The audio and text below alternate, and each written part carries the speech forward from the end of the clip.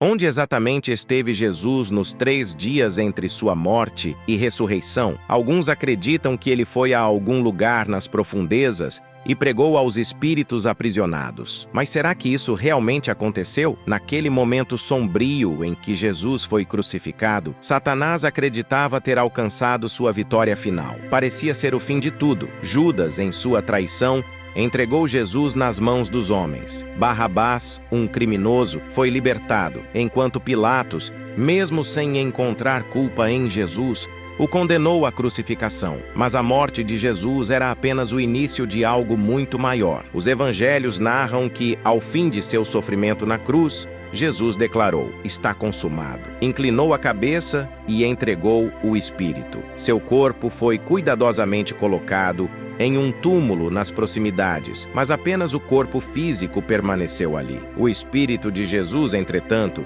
estava em outro lugar. 3 dias se passaram e então, de forma milagrosa, corpo e espírito se reuniram e ele ressuscitou dos mortos.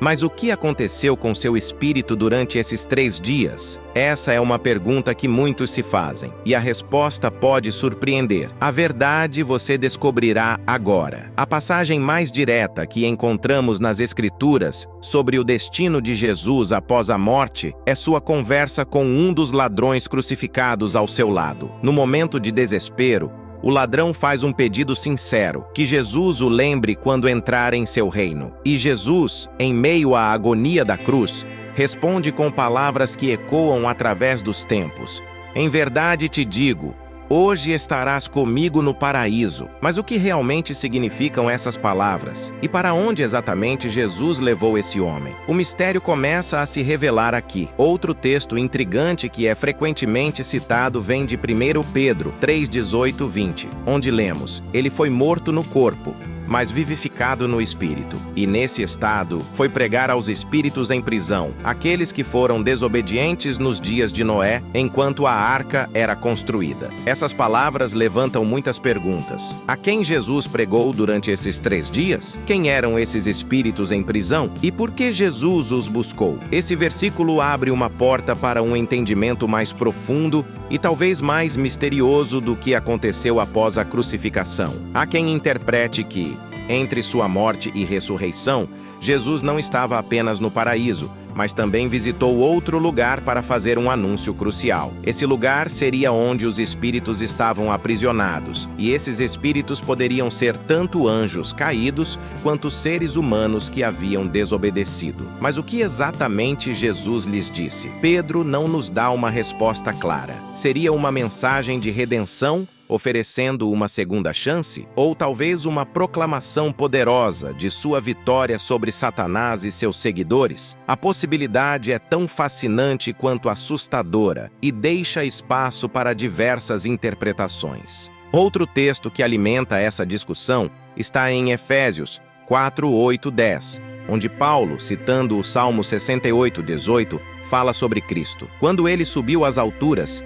levou muitos cativos. Mas quem seriam esses cativos? Alguns acreditam que Jesus, ao ressuscitar, reuniu todos os que haviam sido justificados pela fé antes de sua vinda e os conduziu para sua morada celestial definitiva. Seria essa uma libertação dos justos que aguardavam a redenção no seio de Abraão? Jesus teria liderado essa grande procissão de almas redimidas, retirando-as da morada dos mortos para um novo lar espiritual? A ideia é, ao mesmo tempo, reconfortante e misteriosa, deixando-nos imaginar o que realmente aconteceu naquele momento glorioso. Sabemos que existem diferentes tradições cristãs com opiniões variadas sobre esse assunto. Na tradição apostólica, por exemplo, o Credo dos Apóstolos afirma que Jesus desceu ao reino dos mortos. Mas atenção, esse reino não deve ser confundido com um lugar de tormento. Ao contrário, muitos acreditam que foi onde ele proclamou sua vitória e libertou os justos que morreram antes de sua vinda. Esse lugar é muitas vezes chamado de Seio de Abraão ou